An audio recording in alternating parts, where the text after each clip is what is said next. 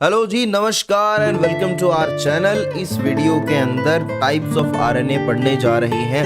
है ना, बड़ा कंफ्यूजिंग लगता है ना, आरआरएनए, टीआरएनए, एमआरएनए, एसएनआरएनए, फलाना आरएनए, धिकड़ा आरएनए, पता नहीं कितने सारे आरएनए होते हैं। बस तुमने ये वीडियो खोल लिया, तुम्हारी प्रॉब्लम सॉल्व। अब कभी कंफ्यूजन नहीं होने वाला है। एकदम सारे के सारे वीडियो को अच्छे से देखना, ठीक है। शुरू करते हैं फिर। टाइप्स ऑफ आरएनए, सबसे पहले आरआरएनए, टीआरएनए और एमआरएनए, ठीक है जी। अब अगर आरआरएनए की बात करें तो ये मोस्ट अबंडेंट आरएनए होता है, कितना 80% प्रेजेंट है। और टीआरएनए सिर्फ 15% होता है। स्मॉलेस्ट आरएनए, इन तीनों में से स्मॉलेस्ट कौन है? टीआरएनए है। और यहाँ पर मैक्सिमम मॉडिफाइड बेसिस प्रेजेंट है। मॉडिफाइड बेसिस का कहने का मतलब, जैसे यूरासिल है तो वो सूडा यूरासिल की फॉर्म में प्रेजेंट है, स्यूडो यूरासिल। तो कहने का मतलब टीआरएनए 15% ही होता है, स्मॉलेस्ट होता है, और मैक्सिमम मॉडिफाइड बेसिस यहां पर प्रेजेंट होते हैं। और एमआरएनए, मैसेंजर आरएनए की बात करें तो ये मोस्ट हेटेरोजीनस होता है, और इसके सिंथेसिस या फिर जो ट्रांसक्रिप्शन की साइट है वो क्या है? न्यूक्लियस है। टीआरएनए की साइट है न्यूक्लियस, और आरआरएनए है ना, इसकी साइट है न्यूक्लियोलस। तो आरआरएनए की सिंथेसिस या फिर जो ट्रांसक्रिप्शन की साइट है वो है न्यूक्लियोलस, ठीक है जी। Remember it, it's important question. आगे बढ़ते हैं। अब हम एक एक को पढ़ते हैं धीरे धीरे करके। सबसे पहले आरआरएनए देख लेते हैं, राइबोसोमल आरएनए को देख लेते हैं सबसे पहले भाई। तो ये जो राइबोसोमल आरएनए, इसमें एक वर्ड डाला है राइबोसोम, इसका मतलब राइबोसोम से कुछ रिलेटेड है। तो देखो मैंने लिख दिया राइबोसोम, ठीक है। तो ध्यान से सुनो, राइबोसोम जो है ना, उसका 1/3 पार्ट तो प्रोटीन से बनता है और उसमें 2/3 तो आरआरएनए ही प्रेजेंट होता है। तो इसका मतलब कोई भी आप कभी आइडेंटिफाई करो, कोई ऑर्गेनल मिले आपको ऐसा जिसके अंदर 2/3 आपको आरआरएनए मिले, तो आप बोलोगे वो क्या है? राइबोसोम है ना। और जब इतना ज्यादा अमाउंट में आरआरएनए राइबोसोम के अंदर प्रेजेंट है, इसीलिए तो इसका नाम है राइबोसोमल आरएनए, आरआरएनए, ठीक है। और दूसरी बात, इतना आरआरएनए है तो फिर ये जो आरआरएनए है, it act as marker of ribosome, ribosome का मार्कर है, ठीक है जी। ओके, ये भी अच्छी बात है। अब जरा तुम देखो यहां पर आरआरएनए भी प्रोकैरियोट्स और यूकैरियोट्स में अलग अलग टाइप का होता है भाई। राइबोसोम तो एक ऐसा ऑर्गेनल है जो दोनों में प्रेजेंट है, प्रो में भी और यू में भी। तो आरआरएनए जो है ये प्रोकैरियोट्स में तो होता है 70S टाइप का, और यूकैरियोट्स में होता है 80S टाइप का। अब आपने सेल बायोलॉजी अगर पढ़ी है, जनरल फिजियोलॉजी पढ़ी है, तो आपको ये भी पता होगा कि भाई 70S है, इसकी एक लार्जर सब यूनिट होगी, एक स्मॉलर। उसी तरीके से 80S की भी एक लार्जर एक स्मॉलर। तो लार्जर सब यूनिट्स को मैंने ऊपर लिखा है 50S लार्जर यूनिट सब यूनिट है इसकी, और 30S स्मॉलर है। 80 वाले की 60-40, 80 को 60-40 में डालो और 70 को 50-30 में डालो।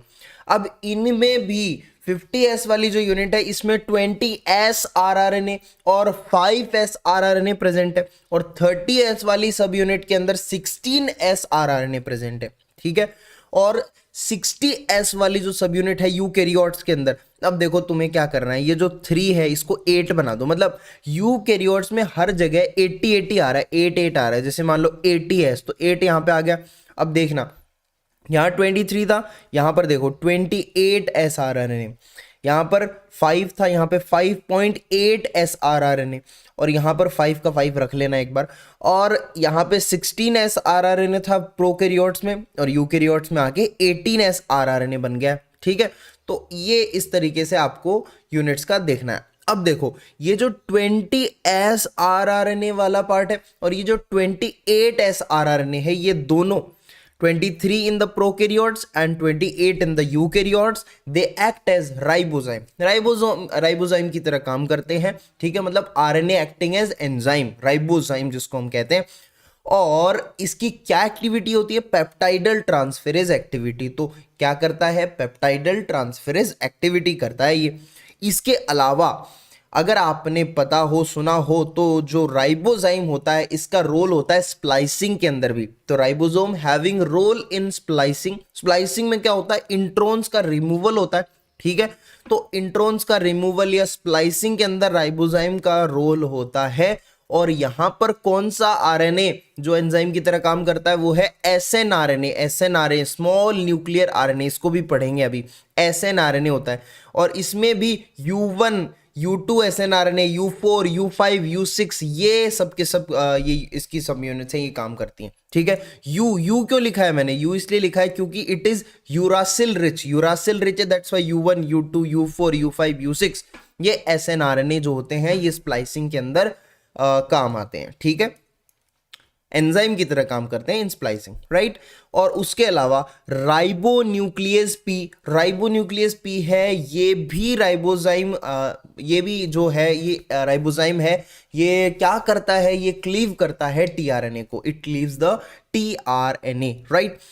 इसके अलावा यहां पर कुछ एक्सेप्शन है, देखो कंफ्यूजन्स हैं जिनको मैंने यहां पे लिख दिया कि एक तो टीलोमरेज है और एक है आरएनएज एच। तो टीलोमरेज और आरएनएज एच है ना, ये लगता है ऐसा कि ये राइबोजाइम है मतलब, लेकिन ये राइबोजाइम नहीं है, they are not ribozyme. Telomerase भी नहीं है और आरएनएज एच भी नहीं है।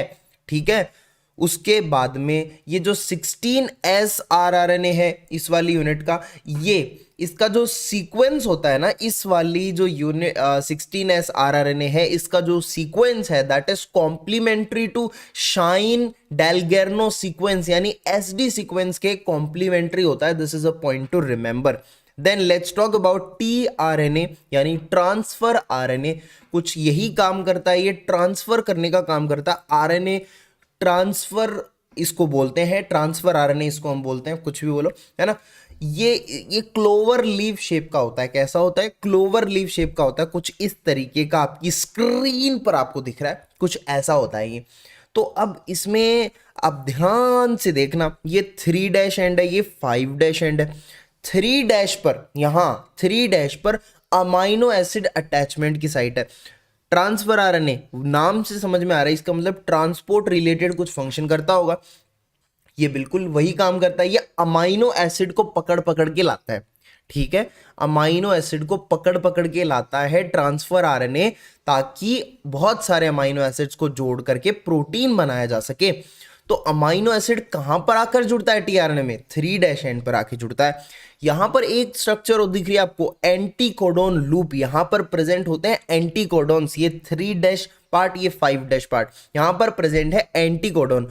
और एंटीकोडोन के कॉम्प्लीमेंट्री हमारे पास कोडोन्स होते हैं जो कि एमआरएनए पे प्रेजेंट होते हैं। जैसा कि मैंने यहां पे लिखा है, codon is present on mRNA, anticodon is present on tRNA. एंटीकोडोन्स यहां है, कोडोन्स यहां है। अब ये कोडोन्स जो है ये इंफॉर्मेशन लेके आएंगे एमआरएनए पर हैं कि ये वाला अमाइनो एसिड हमें चाहिए, मतलब इंफॉर्मेशन कैरी कर रहे हैं बेसिकली, अभी बताऊंगा मैं। They are complementary base pairing, they have complementary base pairing and their binding help in translation. अब इनकी बाइंडिंग ट्रांसलेशन में हेल्प करेगी कैसे? देखो, during translation codon can see anticodon, codon anticodon को देखता है। कुछ इस तरीके की कहानी होती है कि हमने तुमको देखा, तुमने हमको देखा, ऐसे कि हम तुम सनम सातों जन्म मिलते रहे हो जैसे। तो कुछ इसी तरीके की कहानी होती है। कोडोन को सिर्फ एंटीकोडोन दिखता है, दोनों आंखों में आंखें डाल के देखते हैं, ये अमाइनो एसिड को नहीं देख सकते। मतलब ये देखो, ये आप एक दूसरे को देख सकते हैं, लेकिन ये नहीं देख सकते कि यहां पर 3' एंड पर यहां कौन सा अमाइनो एसिड बाइंड हुआ है ना। तो इसकी वजह से म्यूटेशन, एरर होने का खतरा भी होता है। जैसे एग्जाम्पल, कोडोन जो है ना, ये सिस्टीन के लिए कोड है, इसके अंदर सिस्टीन चाहता है ये। एंटीकोडोन कोडोन की तरफ देखेगा, बोलेगा दे देते हैं आपको सिस्टीन, सर सिस्टीन चाहिए आपको, सिस्टीन दे देते हैं, हेलो ठीक है। तो सिस्टीन चाहिए, सिस्टीन दे देते हैं, ऐसा एंटीकोडोन ने बोल दिया। सो आइडियली क्या होना चाहिए? Cysteine should be attached at 3' end of this tRNA. मतलब कोडोन था सिस्टीन के लिए, एंटीकोडोन बोलेगा चलो सिस्टीन देते हैं, तो आइडियली 3' एंड पर सिस्टीन आके बाइंड हो जाना चाहिए ताकि उससे प्रोटीन बनाया जा सके, उसको प्रोटीन में डाला जा सके। लेकिन सपोज बाई चांस अगर ऐसा हो जाए कि tRNA brings a wrong amino acid, कोई गलत अमाइनो एसिड ले आए, से एलेनाइन ले आया, इट विल बी, तो अब क्या होगा?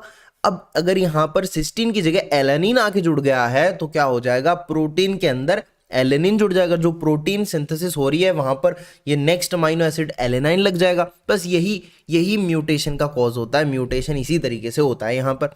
ठीक है जी, ओके। एक दो टर्म्स है, जैसे एक तो टर्म होती है कोडिंग आरएनए, एक टर्म होती है नॉन कोडिंग आरएनए। ठीक है, कोडिंग आरएनए और नॉन कोडिंग आरएनए। अब देखो, कोडिंग आरएनए एमआरएनए होता है, एमआरएनए के बारे में भी कुछ जान लेते हैं। एमआरएनए कोडिंग आरएनए, कहने का मतलब देखो ये कोडोन कहाँ प्रेजेंट है, एमआरएनए पे प्रेजेंट है। नाम क्या है इसका, मैसेंजर आरएनए। ये मैसेज लेकर आया है कि मुझे ये वाला अमाइनो एसिड चाहिए। प्रोटीन सिंथेसिस के लिए जो मैसेज लेकर आता है दैट इज एमआरएनए।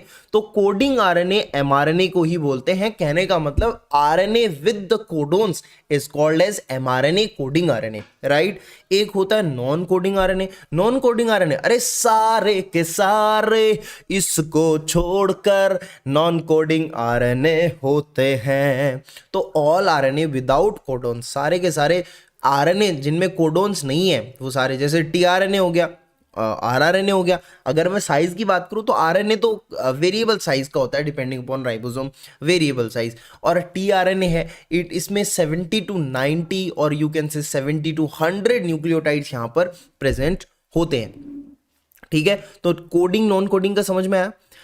नाउ अब मैंने इतना टर्म ये दोनों बता दी, तो अब हम थोड़ा सा इनमें और आगे चर्चा करते हैं। अदर नॉन कोडिंग आरएनएस की बात करते हैं। अदर नॉन कोडिंग आरएनएस, इनको मैं दो कैटेगरी में डिवाइड कर देता हूं। एक तो लार्ज नॉन कोडिंग आरएनएस जिनके अंदर greater than 200, more than 200 nucleotide जहां पर प्रेजेंट है, और एक हो गए स्मॉल नॉन कोडिंग आरएनएस, है ना।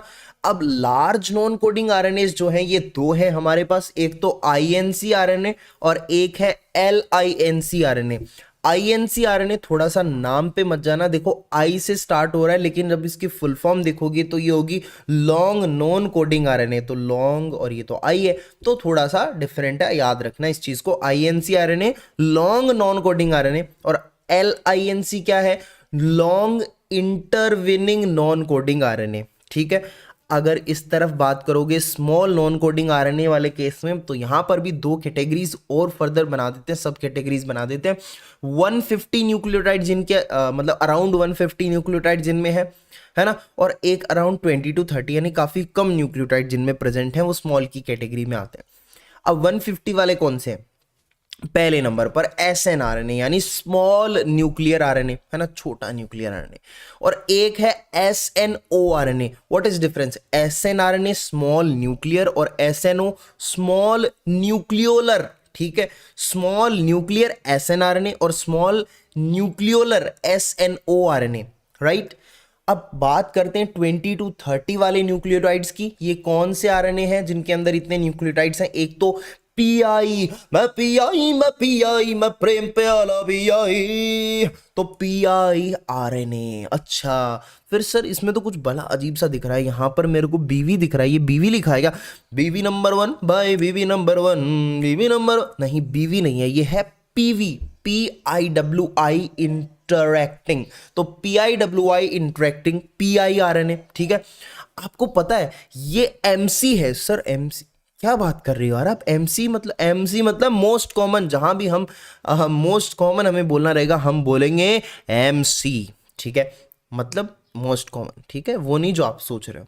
MC most common small non coding RNA, it is PI RNA which is PIVI interacting.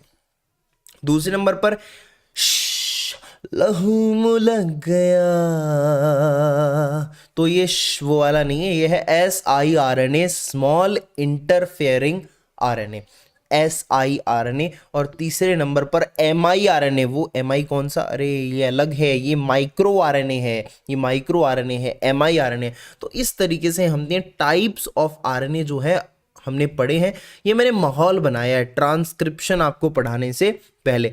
अब जो मैं नेक्स्ट वीडियो बनाऊंगा वो होगा हमारा ट्रांसक्रिप्शन पर, जिसमें हम ट्रांसक्रिप्शन देखेंगे। तो फिर मिलते हैं नेक्स्ट वीडियो में। Till then do like, share, subscribe to my YouTube channel. Okay, take care, bye.